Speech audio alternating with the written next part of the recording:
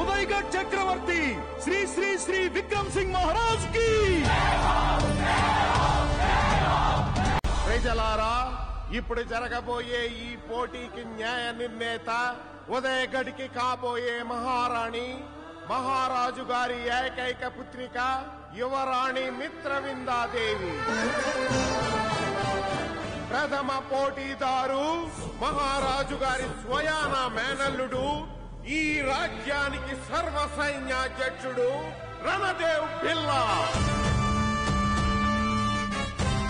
యోధుడు కాల భైరవ.